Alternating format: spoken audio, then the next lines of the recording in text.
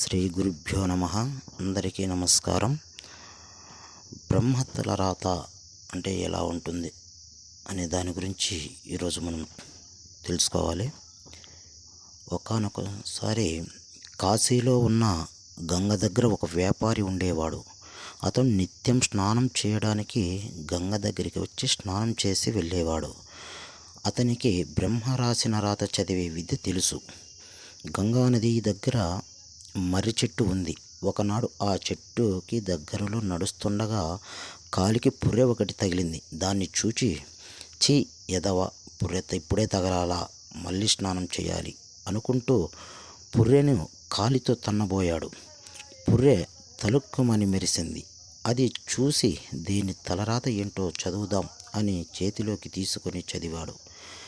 వీడు జీవితాంతం కష్టపడతాడు. చిన్నప్పుడు తల్లిదండ్రులు చివాట్లు పెడతారు, బడిలో పంతుళ్ళు కొడతారు, పెళ్ళయ్యాక పెళ్ళాం తిడుతుంది, పిల్లలు పెద్దయ్యాక ఇంట్లో నుండి తన్ని గింటేస్తారు.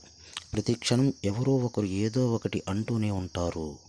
డబ్బు నిలవదు, ఎవరైనా దయతలిచి ఇచ్చినా పోతుంది. బ్రతికినంత కాలం కష్టాలు పడి చేస్తాడు. వీడు చచ్చిన 500 సంవత్సరాలకి వీడి పుర్రె ఒక స్త్రీ చేతిలో అవమానం పాలై మోక్షం పొందుతుంది అని ఆ పుర్రె మీద బ్రహ్మ తలరాత రాసి ఉంది.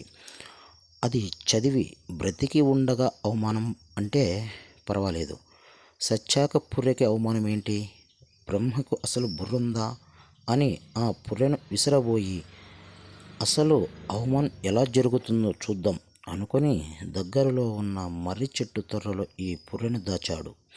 నిత్యం స్నానం చేసే ముందు ఈ మర్రి చెట్టు తొర్రలో ఉన్న పుర్రెను చూసి పలకరించి వెళ్ళేవాడు.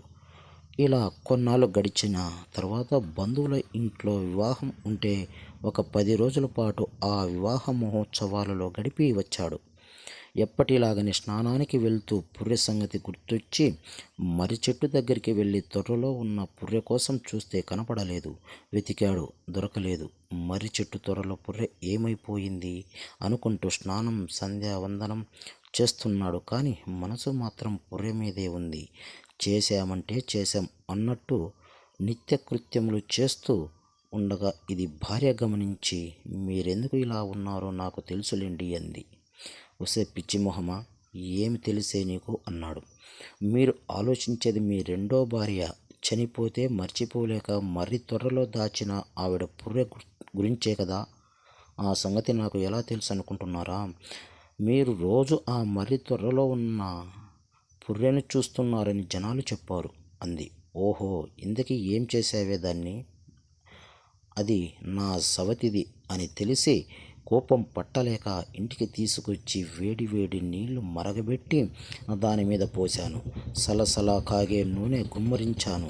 అప్పటికి కసి తీరక కారం చల్లాను. అయినా కోపం తీరక రోట్లో వేసి రోకలి బండతో పచ్చడి కింద కొట్టి పిండి పిండి చేసి గంగలో కలిపాను అంది.